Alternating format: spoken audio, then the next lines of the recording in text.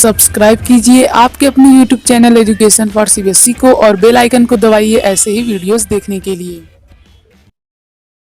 Hello दोस्तों, तो जैसा कि आप लोग जानते हैं कि इस समय हमारी ईएफसी की जो फैमिली है वो इंक्रीज कर रही है, तो उसके लिए आप लोगों का बहुत बहुत धन्यवाद और आप लोग ऐसे ही सपोर्ट करते रहिएगा।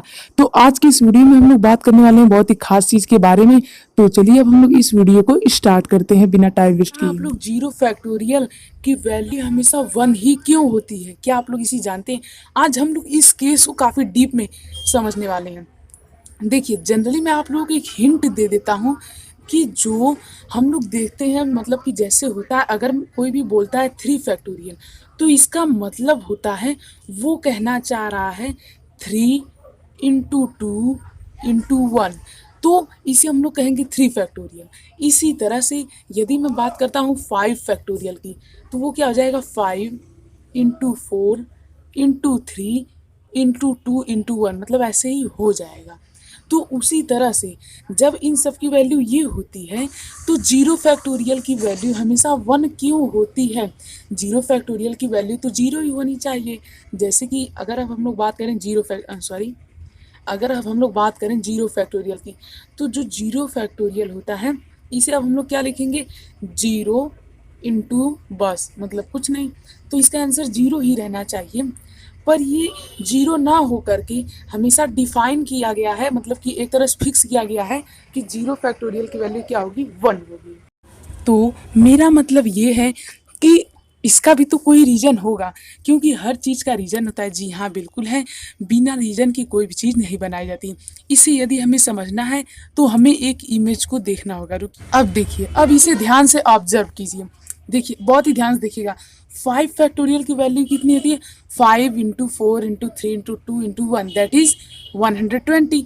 4 फैक्टोरियल की वैल्यू कितनी होती है? 24।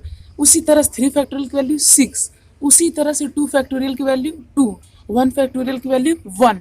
लेकिन उसके बाद अब चलिए, अब हम लोग बढ़ते हैं एक और इमेज की तरफ। वहाँ पे आप लोगों को मैं और अच्छे से समझा सकूंगा। उसके पहले आप लोग ये इसे ज़रूर अच्छे से देख लीजिए। तो मुझे उम्मीद है आप लोग इसे समझ गए होंगे ये कैसे हुआ। यहाँ तक क्लियर है? अब हम लोग बढ़ते हैं आगे। तो दोस्तों, अब इस इमेज को देखिए, ये है 5 फैक्टोरियल, इसकी वैल्यू कितनी होती है? 120। इसे यदि हम लोग 5 से डिवाइड कर दें, 5 फैक्टोरियल को यदि हम 5 से डिवाइड कर दें तो हमें मिलता है 24। अब 24 होता है 4 फैक्टोरियल की वैल्यू। उसी तरह से यदि हम 4 फैक्टोरियल की वैल्यू को 4 से ही डिवाइड कर दें तो आता है 6। अब ये क्या होता है? ये होता है 3 फैक्टोरियल की वैल्यू।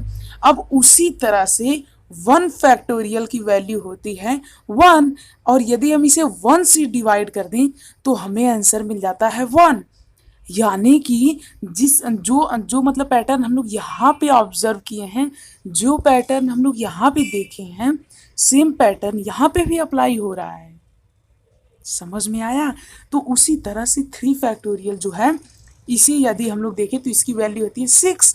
अब यदि हम 6 को 3 से ही डिवाइड करें, यानी 3 फैक्टोरियल को 3 से ही डिवाइड करें तो मिलता है 2। अब 2 क्या होता है? 2 होता है 2 फैक्टोरियल की वैल्यू होती है।